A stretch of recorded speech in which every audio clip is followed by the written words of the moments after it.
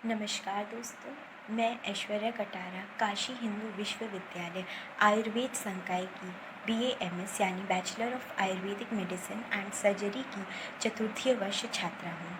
आज मैं आपके समक्ष एरन यानी कैस्टर, जिसका बॉटनिकल नेम होता है रेसिनस कम्युनिस, जो कि फैमिली यूफॉर्बिएसी का होता है, उसके बारे में आपको बताऊंगी, दिखाऊंगी और उसका कहाँ कहाँ यूज़, किस तरीके से औषधीय प्रयोग यानी मेडिसिनल यूज़ हम उसका कर सकते हैं, उसके बारे में आपको बताऊंगी। और किस तरीके से हम घर बैठे ही एरंड के बीजों से एरंड तेल यानी कैस्टर ऑयल का निर्माण कर सकते हैं, उसके बारे में आपको दिखाऊंगी और बताऊंगी, और साथ ही हम तेल का निर्माण करेंगे। जैसा कि आचार्यों ने भी कहा है, यानी आचार्य चरक, सुश्रुत, भाव प्रकाश एवं वाग्भट जी ने भी एरंड का कई जगह वर्णन किया है और कई सारे रोगों में इसका औषधीय प्रयोग बताया है। जैसा कि आचार्य चरक ने बोला है, चरक सूत्र स्थान 25वें में, एरंड मूलम वृषवात हरणम, यानी वात दोष की वजह से जितने भी रोग होते हैं, वात व्याधियाँ होती हैं, एरंड का सबसे ज़्यादा यूज़, चाहे उसका पत्र हो, चाहे उसकी मूल हो, चाहे उसका तैल ही क्यों ना हो, हम वात दोषों में इसका यूज़ करते हैं। साथ ही यह कफहर भी होता है, कफ दोष को हरता है, साथ ही अग्नि को प्रदीप्त करता है, जिसकी वजह से एज अ पर्गेटिव या लक्सेटिव, यानी अग्नि अगर कम हो गई है तो अग्नि प्रदीपन में इसका बहुत अच्छा यूज़ होता है। तो इसको डाइजेस्टिव फायर भी माना जा सकता है, और कॉन्स्टिपेशन या पाइल्स जैसी बीमारियों में भी इसका बहुत अच्छा यूज़ होता है। लेकिन जो इसका मेन कार्य होता है, यह वात दोष, वात रोगों में दिया जाता है, वात व्याधियों में, जैसे रूमेटॉइड अर्थराइटिस में इसका बहुत अच्छा यूज़ होता है। साथ ही साथ यह स्नेहन करता है, तो इसको हम स्किन डिसऑर्डर्स में भी देते हैं। स्किन डिसऑर्डर्स के साथ साथ बालों के लिए यह बहुत अच्छा माना जाता है, और जितने भी त्वचा विकार होते हैं, स्किन डिसऑर्डर्स होती हैं, उसमें इसका बहुत अच्छा यूज़ होता है। तो अपने नोट्स के माध्यम से मैं आपको एरंड का पूरा डिस्क्रिप्शन दूंगी। उसके बाद हम एरंड का कलेक्शन करेंगे, उसकी लीफ के बारे में बताऊंगी, उसके सीड्स कलेक्ट करेंगे, और उन सीड्स से हम कैस्टर ऑयल का निर्माण करेंगे। तो आइए पहले जानते हैं एरंड के बारे में। तो ये मैं अपने नोट्स के माध्यम से आपको कैस्टर यानी एरंड के बारे में बताऊंगी, यानी रेसिनस कम्युनिस फैमिली यूफॉर्बिएसी का होता है। इसके सिनोनिम्स होते हैं, मेन सिनोनिम इसका पंचांगुल होता है, क्योंकि ये हाथ की हथेलियों के समान इसके पत्र होते हैं। साथ ही हस्तीकर्ण, इसकी लीव्स बहुत लंबी लंबी होती हैं, इसे इसलिए हस्तीकर्ण भी बोलते हैं। और साथ ही ये पर्गेशन में पर्गेटिव होता है, वात दोष में काम करता है, इसलिए इसे रूबु या रूबक भी बोलते हैं। इसके प्लांट डिस्क्रिप्शन भी दिया हुआ है, फ्लावर्स के बारे में। फ्रूट के अंदर 3 सीड्स होते हैं, और इसके सीड्स जो होते हैं वो कॉफ़ी के समान होते हैं, इसलिए इसको अफ्रीकन कॉफ़ी प्लांट भी बोलते हैं। उस पर वाइट स्पॉट्स होते हैं। इंडिया में कैस्टर दूसरे दूसरे नंबर पे उत्पादन हेतु रखा गया है। ये एक वीड होता है, अफ्रीका से इसका उत्पादन स्टार्ट हुआ और एज अ वीड ये पूरे वर्ल्ड में फैल गया। साथ ही इसकी आयुर्वेदिक प्रॉपर्टीज़ होती हैं, रस में यह मधुर होता है, कट्टू कषाय होता है, गुड़ इसका स्निग्ध सूक्ष्म तीक्ष्ण गुरु होता है, वीर्य में यह ओष्ण होता है, विपाक इसका मधुर होता है, और सबसे इम्पॉर्टेंट है इसका दोष कर्म। यह वात कफ शामक होता है, इसलिए वात की व्याधियों में इसका सबसे ज़्यादा यूज़ किया जाता है। यह अग्नि को प्रदीप्त करता है, इसलिए जितने भी डाइजेस्टिव डिसऑर्डर्स हैं, कॉन्स्टिपेशन हो गया, उसमें इसको यूज़ किया जाता है। और आजकल इसका पर्गेटिव या लैक्सेटिव के तौर पे बहुत अच्छा यूज़ किया जा रहा है। स्त्रोतों विशोधन करता है, ये चैनल्स को प्योरीफाई करता है, तो हर डिसऑर्डर्स में भी इसको दे सकते हैं हम। योनि शुक्र विशोधन करता है, तो एज अ गायनेकोलॉजिकल डिसऑर्डर्स में, स्त्री रोगों में इसको बहुत दिया जाता है। साथ ही यह वृश्य होता है, कोई भी स्नेक बाइट होगा या पॉइजनस बॉडी में टॉक्सिन होंगे, उसको ये क्योर करता है। केमिकल कंस्टिट्यूएंट इसका रेसिनिन होता है, जो कि टॉक्सिक एल्केलॉइड होता है, इसके सीड में पाया जाता है। तो हम ऑयल निकालने से पहले ऑयल का प्योरीफिकेशन करते हैं, कोकोनट वाटर में भिगो के रखते हैं, उसके बाद हम इसको प्योर ऑयल से उसका ऑयल एक्सट्रैक्ट करते हैं। साथ ही इसमें रेसिनोलिक एसिड भी होता है। अब ये आचार्यों ने कहाँ कहाँ इसका वर्णन किया है इसके बारे में बताया है। जैसा कि मैंने पहले भी बताया, आचार्य चरक ने बताया है एरण्य मूलम वृषवात हराणाम चरक सूत्र 25वें में, जिसमें उन्होंने बताया है यह वात विकारों में काम आता है और वात दोष को कम करता है। साथ ही साथ यह वृक्ष भी होता है। आचार्य सुश्रुत ने भी कई सारे रोगों में इसका वर्णन किया है, साथ ही इसके तेल का गुण बताया है। आचार्य भाव प्रकाश ने इसके दो तरीके के बताए हैं, रक्त एरण एवं शुक्ल एरण, उसके बारे में इसको डिस्क्राइब किया, साथ ही साथ इसके पर्याय भी बताए हैं। अब हम आते हैं वेराइटीज़ पे। तो इसकी 2 वेराइटीज़ होती हैं, श्वेत एरण एवं रक्त एरण, वाइट कैस्टर और रेड कैस्टर, जिसके बारे में मैंने अपने नोट्स में शेयर किया है। साथ साथ किस किस गढ़ में इनको रखा गया है, आचार्य चरक ने इसको भेदनीय माना है।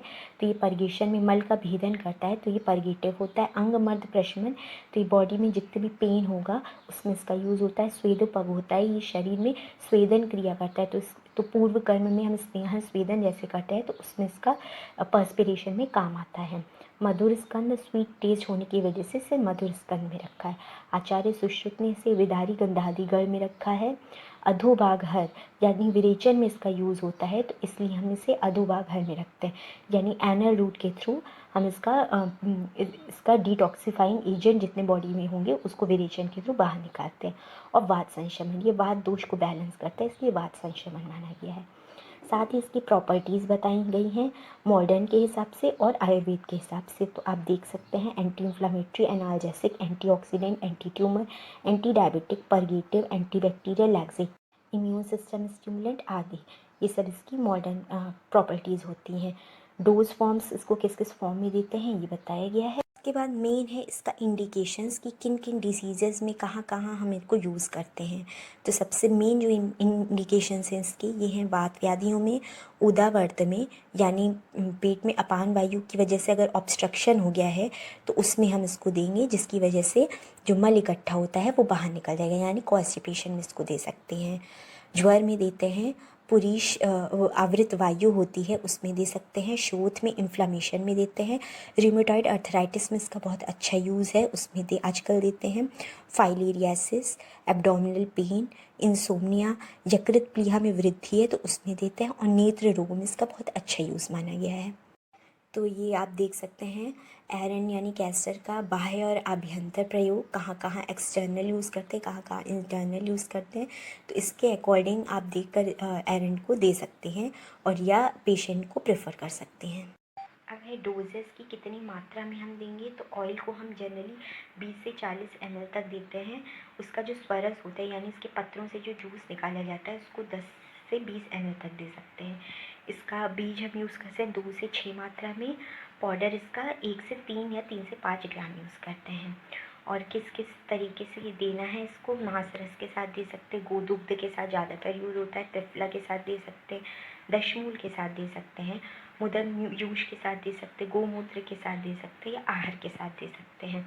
कुछ फॉर्मुलेशन है इसकी, जैसे महारसनादि कषाय, इसमें इसका यूज़ होता है। चतुर्मुख रस में, गंधर्व हसादि कषाय में यूज़ होता है, जो कि वात डिसऑर्डर में दिया जाता है या कॉन्स्टिपेशन में दिया जाता है। और गंधर्व हरित की सबसे अच्छा यूज़ होता है, जिसको एरंड के तेल से भी ज़्यादा अच्छा माना जाता है एज ए लैक्सेटिव या वात व्याधि में। तो ये हमने जाना एरंड के बारे में, और एरंड का प्लान डिस्क्रिप्शन, कहाँ कहाँ उसका यूज़ है, इंडिकेशन है। तो ये मेन जो प्रैक्टिकल इसके यूजेस हम लोग आजकल यूज़ कर रहे हैं वो रूमेटॉइड अर्थराइटिस यानी आम वात में सबसे ज़्यादा इसका यूज़ होता है। क्रीमी रोग यानी वर्म इन्फेस्टेशन हो गया उसमें देते हैं, कॉन्स्टिपेशन में यूज़ करते हैं। एब्डोमिनल डिसऑर्डर, उदर रोग या मल अवरोध हो गया, पेट में पाइल्स हो गए, पाइल्स हो गया, या पेट में कोई भी कॉन्स्टिपेशन या कोई भी बीमारी होगी उसमें हम देते हैं। जॉइंट डिसऑर्डर्स में देते हैं, जोड़ों में दर्द है उसमें देते हैं, और वात व्याधियों में सबसे ज़्यादा इसका यूज़ होता है। एक्सटर्नल यूज़ इसका स्किन पे हम करते हैं, स्किन रिलेटेड डिसऑर्डर्स पे करते हैं। पैरालिसिस के पेशेंट्स में भी इसका एक्सटर्नल यूज़ किया जा सकता है। और डाईयूरेटिक या यूटीआई, यूरिन रिलेटेड डिसऑर्डर्स जो होते हैं, यूरिन रिटेंशन हो गया उसमें भी हम दे सकते हैं। साथ ही साथ लैक्टेटिंग मदर्स के ब्रेस्ट में हम लगाते हैं, जिसकी वजह से मदर्स में लैक्टेशन बढ़ जाता है, तो उसमें भी इसका यूज़ करते हैं। साथ ही आजकल बालों में कैस्टर ऑयल का बहुत अच्छा यूज़ माना जा रहा है, तो हेयर ग्रोथ के लिए भी हम इसको प्रेफर कर सकते हैं।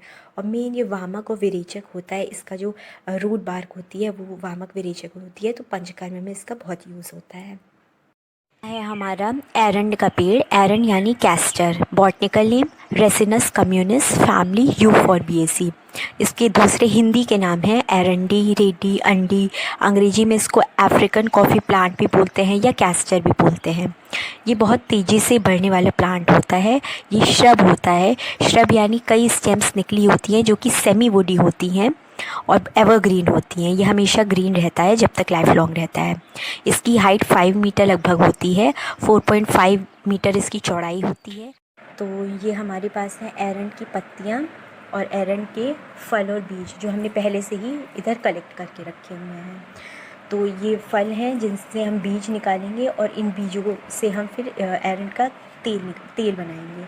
और ये पत्ती है, तो पत्ती के बारे में मैं थोड़ा डिस्क्राइब करना चाहूँगी। ये एरंड की पत्ती होती है। इसका कलर देखिए आप, तो कलर जो है हल्का सा ग्रीन पर्पलिश कलर होता है। ये इसकी लीफ जो होती है पामेट होती है, इसमें 5 से 11 इंसाइज से लोब्स होते हैं। मतलब ये पत्ती हाथ की हथेलियों की तरीके से होती है। 5 से इसमें जो लोब्स ये लोब्स होते हैं, ये 5 से 11 तक हो सकते हैं। और इसमें जो होता है, जो पत्ती होती है इसकी वात दोष को कम करती है, कफ हर होती है। और इसका जो होता है कृमि रोग में बहुत अच्छा यूज़ होता है। पेनफुल यूरिनेशन जिसे हम डिसयूरिया कहते हैं, उसमें इसका बहुत अच्छा यूज़ होता है। ब्लीडिंग डिसऑर्डर्स में बहुत अच्छे से यूज़ हो सकती है। ट्यूमर में इसका यूज़ हो सकता है। और यूरिनरी ब्लैडर में जब पेन होता है तो इसका बहुत अच्छा यूज़ माना जाता है। और ये है हमारे बीज। तो बीज जो होता है जिसको हम फ्रूट, ये है हमारा फ्रूट। ये अभी मैंने सुखा कर रखा है, तो ये आप देख सकते हैं थोड़ा इस पे कांटे निकले होते हैं। ये हमारा फ्रूट है। इसमें आप देखेंगे इसके अंदर ये कैप्सूल जिसको हम बोलते हैं, कैप्सूल होता है। जब आप इसको फोड़ेंगे तो इसके अंदर आपको 3 बीज मिलेंगे। ये मैं दिखाना चाहूँगी। ये मैंने इसको तोड़ा और इसके अंदर से इस तरीके का बीज निकलता है, कॉफ़ी की तरह। इसीलिए हम इसको अफ्रीकन कॉफ़ी प्लांट भी बोला जाता है। ये पूरा डार्क ब्राउन कलर का सीड होता है जिसके ऊपर वाइट कलर के स्पॉट्स होते हैं। एक कैप्सूल के अंदर आपको 3 सीड्स मिलेंगे और इन्हीं सीड के अंदर से हम लोग तेल निकालेंगे। तो ये है हमारे कैस्टर सीड्स, जो कि हमने कैस्टर कैप्सूल है, कैप्सूल के अंदर 3 सीड होते हैं जिनसे हमने सारे कैस्टर सीड्स निकाल लिए हैं। इन सीड्स के बारे में मैं बताना चाहूँगी कि इनमें कुछ केमिकल कंस्टिट्यूएंट्स होते हैं। इनमें 45% ऑयल होता है, ricinoleic acid, isoricinoleic acid, stearic acid, dihydroxy stearic acid होता है, ल्यूपियोल होता है, आर्किडेनिक एसिड होता है, पैल्मेटिक एसिड होता है और कई सारे टोकोफेरॉल्स होते हैं। जो हमारा रिसिनोलिक एसिड होता है ये बहुत पॉइजनस होता है। इसके अंदर पॉइजनस अल्कलॉइड्स होते हैं। तो जब भी हम इससे ऑयल एक्सट्रैक्ट करते हैं तो उससे पहले हम इसको 3 घंटे के लिए कोकोनट वाटर, नारियल के पानी में फोमेंट करके रखते हैं, भिगो के रखते हैं, जिससे इसकी जितनी भी पॉइजनस केमिकल्स होंगे वो बाहर निकल जाते हैं।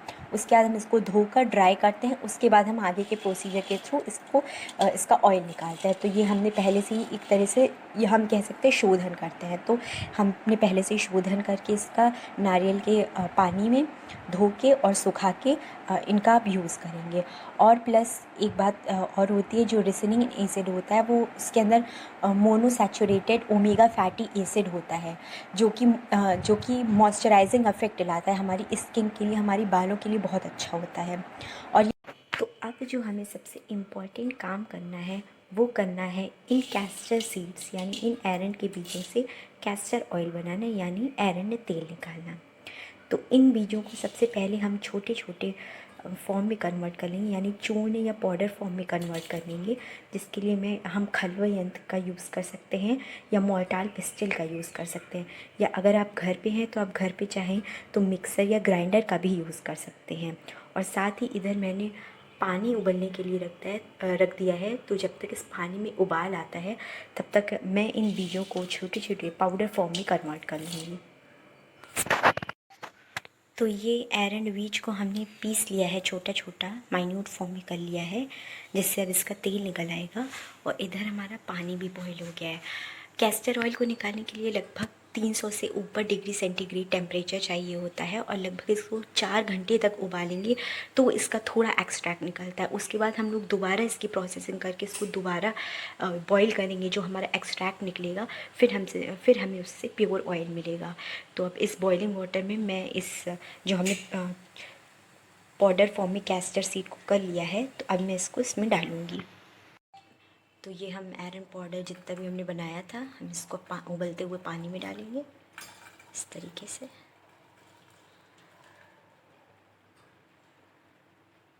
तो अब ये हमने उबलने डाल दिया है आयरन के बीजों को, जो हमने पाउडर बनाया था उसको उबलने के लिए डाल दिया। अब लगभग 3 से 4 घंटा इसका तेल निकलने में लगेगा। तो बीच बीच में हम इसको धीरे धीरे घुमाते रहेंगे और थोड़ी थोड़ी देर में इसको देखते रहेंगे। तो आप ये देख सकते हैं काफ़ी देर तक बॉईल हो चुका है। और अगर हम इसको देखें तो ये देखिए, ये इसमें से येलो येलो ऑयल थोड़ा थोड़ा एक्सट्रैक्ट होने लगा है। तो अब हम इसको दोबारा से, जो इसका ऊपर ऑयल एक्सट्रैक्ट हुआ है, इसको दोबारा निकालेंगे और उसको दोबारा बॉईल करने के लिए रखेंगे। मतलब एक तरीके से दोबारा हम इसकी प्रोसेसिंग करेंगे। तो ये जो तेल निकला है इसको हम छान लेंगे। छानने के बजाय जो बिना छन्नी के ही हम खाली ऊपर का पार्ट छानेंगे और दोबारा उसको उबलने के लिए रख देंगे। तो ये हमने जो ऊपर का पानी था या ऊपर का जो एक्सट्रैक्ट था, उसको मैंने दूसरे बर्तन में निकाल लिया है। अब इसकी हम दोबारा प्रोसेसिंग करेंगे, यानी दोबारा इसको बॉईल करेंगे। तो जो ऑयल होगा वो हमको प्योर एकदम अच्छा सा ऊपर अच्छी परत में मिल जाएगा। उसको हम एक्सट्रैक्ट करके उसको पैक कर लेंगे। तो ये आप देख सकते हैं किस तरीके से जो ऑयल है ये ऊपर आ गया है, और जितना भी एक्सट्रैक्ट था या जितना भी बचा हुआ पोर्शन था वो नीचे की ओर बैठ गया है। तो अब हम इसे ठंडा कर लेंगे और फ़िल्टर कर लेंगे। फ़िल्टर पेपर या छन्नी के थ्रू हम जो ऑयल होगा उसको शीशी में ले लेंगे। उसके बाद हम इसका मेडिसिनल यूज़ कर सकते हैं, जैसे कि मैंने इंडिकेशंस में इसके बताया। एक्सटर्नल और इंटरनल दोनों यूज़ आप इसका कर सकते हैं। तो ये तैयार है हमारा कैस्टर ऑयल यानी एरंड का तेल। हमने पूरा प्रोसीजर देखा, स्टेप वाइज देखा कि किस तरीके से तेल बना, तेल का निर्माण हुआ, इसकी क्या क्या यूजेस हैं, क्या क्या बेनिफिट्स हैं, किन किन रोगों में इसको दिया जाता है, किन किन वात व्याधि में इसका यूज़ होता है। रिमेटॉइड आर्थराइटिस हो गया, स्किन डिसऑर्डर्स हो गए, कॉन्स्टिपेशन हो गया, पाइल्स हो गया, वात व्याधियाँ हो गई, उनमें इनका यूज़ होता है। आई डिसऑर्डर्स में इनका यूज़ होता है, कृमि रोग में इसका यूज़ होता है, और कई ऐसे रोग होते हैं जो हमने आपको पहले ही बता दिए। तो आप घर बैठे ही तेल बनाइए, एरंड हर जगह अवेलेबल होता है, और अपने व्यूज़ शेयर कीजिए। तो ये था हमारी फर्स्ट प्लांट का डिस्क्रिप्शन, यानी एरंड का, कैस्टर का, रिसिनस कम्युनिस, जिससे हमने कैस्टर ऑयल बनाया, और इसका बहुत ही अच्छा मेडिसिनल यूज़ हमने देखा। इसी तरीके से आप घर बैठे ही आपके अगल बगल जो भी प्लांट्स, जो भी औषधियाँ अवेलेबल हैं, उनसे आप स्वरस, वटी, वात, तैल, घृत, कई ऐसी आयुर्वेदिक औषधियों का निर्माण कर सकते हैं, और कई रोगों में इसका यूज़ कर सकते हैं। घर में अगर किसी को कोई बीमारी है तो आप उसका अच्छे से उपचार आयुर्वेद के ही तो कर सकते हैं। तो thanks for watching my video, और नेक्स्ट हम दूसरे प्लांट का कोई और प्रिपरेशन लाएंगे आपके सामने। Thank you so much.